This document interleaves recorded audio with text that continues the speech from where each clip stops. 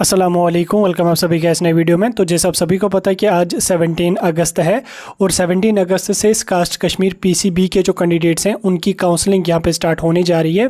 इस वीडियो में मैं आपके साथ उसी के बारे में बात करूँगा कि कब तक आपकी लिंक जो है वो एक्टिवेट हो जाएगी, कौन कौन सा डॉक्यूमेंट आपको तब तक तैयार करके रख लेना और कहाँ से आपको अपनी जो काउंसलिंग होगी वो करनी है और कैसे करनी है वो भी मैं आपको बताऊँगा।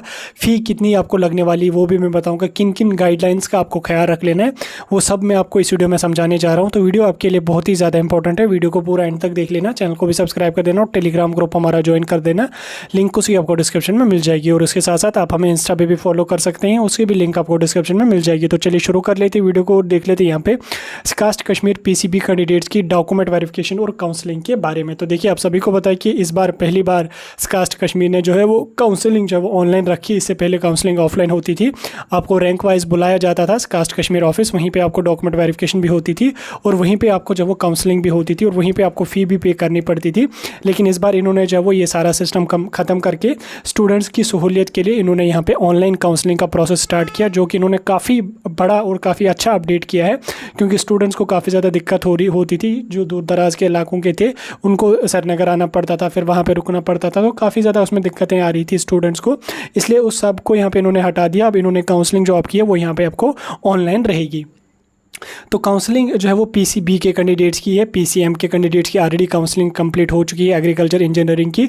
बाकी की जो इंजीनियरिंग की ब्रांचेस हैं उनकी जो सिलेक्शन होगा वो आपको JEE के बेस पे होगी और JK BOP के बेस पे यहाँ पे आपको कर दी जाएगी। तो पीसीबी के जो कैंडिडेट्स हैं जिनके पॉइंटर्स 50 या 50 के एबो हैं वही काउंसलिंग में एलिजिबल हैं, जिनके 50 के बिलो पॉइंटर्स हैं वो काउंसलिंग में एलिजिबल नहीं है, वो काउंसलिंग नहीं करना। आपका सेकंड राउंड में जब आप एलिजिबल हो, अगर सेकंड राउंड हुआ, अगर क्या मतलब सेकंड राउंड थर्ड राउंड हो ही जाता है तो आप लोग जब वो सेकंड राउंड के लिए एलिजिबल हो। इसलिए जिन कैंडिडेट्स को 50 या 50 के अबव स्कोर है इस कास्ट कश्मीर का, वही कैंडिडेट काउंसलिंग के लिए यहाँ पे आप एलिजिबल हैं। अब काउंसलिंग जो है वो यहाँ पे आपको आज स्टार्ट हो जाएगी, लगभग 11 बजे इन्होंने टाइम दिया है, तो 11:30 बजे के आसपास जो है वो लिंक एक्टिवेट हो जाएगी। तो जो ही लिंक एक्टिवेट हो जाएगी मैं आपको जब वो 12 साढ़े 12 बजे के आसपास वीडियो भी डालूंगा, आपको सिखाऊंगा कैसे करनी है, स्टेप बाय स्टेप सारा प्रोसीजर मैं आपको समझाऊंगा। तो डेमो करके मैं सब कुछ आपको दिखाऊंगा। इससे पहले आपको जो है वो कास्ट कश्मीर का अपना ID और पासवर्ड पता ही होगा, अगर नहीं है तो, अगर नया भी जनरेट हुआ, क्योंकि पहली बार हो रही है तो हम भी ट्राई करके आपको समझा देंगे कैसे बनाना होगा, क्या कुछ करना होगा, वो मैं सारा कुछ स्टेप बाय स्टेप प्रोसीजर समझा दूंगा। तो काउंसलिंग स्टार्ट होने से पहले आपको एक बात का ध्यान रख लेना है, पहले तो आपका स्कोर 50 या 50 के अबव होना चाहिए, तब जाके ही काउंसलिंग में आप एलिजिबल है। अगर 50 के बिलो है तो अपना टाइम वेस्ट मत कर लो, आप एलिजिबल नहीं हो, सेकंड राउंड का यहाँ पे आप लोग वेट कर लेना। उसके साथ साथ जब आप काउंसलिंग कर लोगे उसमें पहले आपको डॉक्यूमेंट्स अपलोड करने होंगे, आफ्टर दैट आपको प्रेफरेंसेस डालनी होंगी, उसके बाद आपको फ़ी जो है वो 600 रुपये इसमें पे करनी पड़ेगी, जो नॉन रिफंडेबल है। एक बार आपने फ़ी पे करी वो आपको वापस यहाँ पे नहीं मिल सकती। अगर आप काउंसलिंग इधर उधर से करवा लोगे वो 600 के अलावा भी आपको एक्स्ट्रा चार्जेस ले लेते हैं, 200 250 या 100 जितना भी लेते हैं वो आपको उधर देना पड़ेगा। लेकिन अगर आप खुद से कर लोगे तो 600 ही उसकी फ़ी यहाँ पे आपको रहने वाली है। इसमें जो आपको डॉक्यूमेंट्स अपलोड करने हैं उसमें आपको कौन कौन डॉक्यूमेंट लगेगा वो मैं यहाँ पे आपको बता रहा हूँ। सबसे पहले आपको डेट ऑफ बर्थ सर्टिफिकेट लगेगी, जो 10th का आपका डिप्लोमा होता है या जिसको डेट ऑफ बर्थ भी हम कहते हैं या डिग्री सर्टिफिकेट भी कहते हैं, वो लगेगी आपको।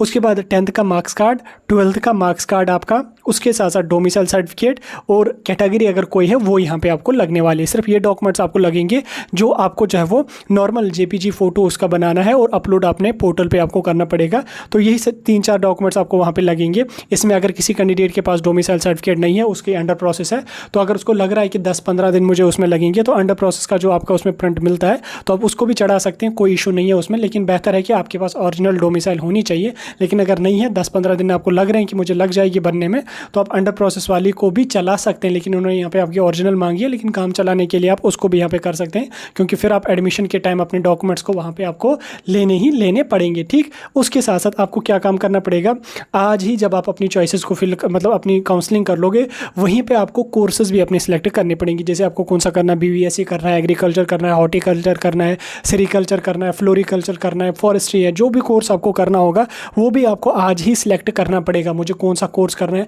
अगर आपको सेल्फ फाइनेंस में जाना है वो भी आपको सिलेक्ट करना पड़ेगा कि मुझे सेल्फ फाइनेंस इस कोर्स में करना BVSC में, तो वो भी आपको आज ही यहाँ पे अपना करना पड़ेगा। इसके लिए यहाँ पे आपको आज ही दिन में नहीं करनी है, आपको आज 17 अगस्त से लेके 20 अगस्त शाम के 5 बजे तक आपके पास टाइम है। 17, 18, 19, 20 4 दिनों का टाइम आपको दिया गया गए आप 4 दिनों तक आसानी से अपनी काउंसलिंग कर सकते हैं। ऐसा नहीं कि आज लिंक एक्टिवेट हो गई बस हमें अभी करनी है, ऐसा नहीं है कि आप कल भी कर लो, परसों कर सकते, कोई इशू नहीं है।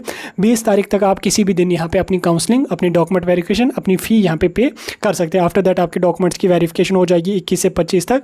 उसके बाद 21 से 24 तक, 21 से 23 तक आपके डॉक्यूमेंट्स की वेरिफिकेशन हो जाएगी और 24 को फिर से आपको जो है वो लिंक ओपन हो जाएगी। अगर किसी का डेफिशिएंट होगा तो वो यहाँ पे आपको देखना पड़ेगा। आफ्टर दैट फिर आपको 25 या 29 को यहाँ पे आपको अलॉटमेंट आ जाएगी, 29 को अलॉटमेंट आ जाएगी।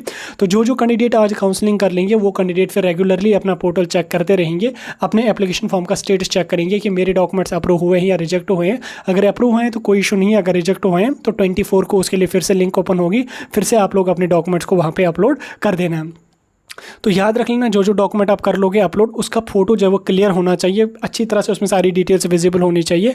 वही डॉक्यूमेंट आप वहाँ पे अपलोड करना ताकि वेरिफिकेशन के टाइम उनको भी दिक्कत ना आ जाए और आप लोगों को भी कोई भी दिक्कत वहाँ पे आनी नहीं चाहिए। ठीक, तो ये 2-3 बातें थी जो मैंने आपको इस वीडियो में बता दी, जिन बातों का आपको ख्याल रख लेना है। बाकी जब लिंक एक्टिवेट हो जाएगी मैं step by step demo procedure आपको करके दिखाऊंगा कैसे करना है, क्या करना है। बिल्कुल भी टेंशन मत लो, बिल्कुल भी परेशानी मत लो, कोई इशू नहीं है। 4 दिन का आपको टाइम दिया गया, 4 दिन तक आप अपनी काउंसलिंग जो है वो यहाँ पे कर सकते हैं। तो वीडियो को हम यहीं पे खत्म कर लेंगे। ये एक इंपॉर्टेंट अपडेट था जो मैंने आपके साथ डिस्कस किया। कोई डाउट, कोई कन्फ्यूजन है तो कमेंट सेक्शन में पूछ सकते हैं।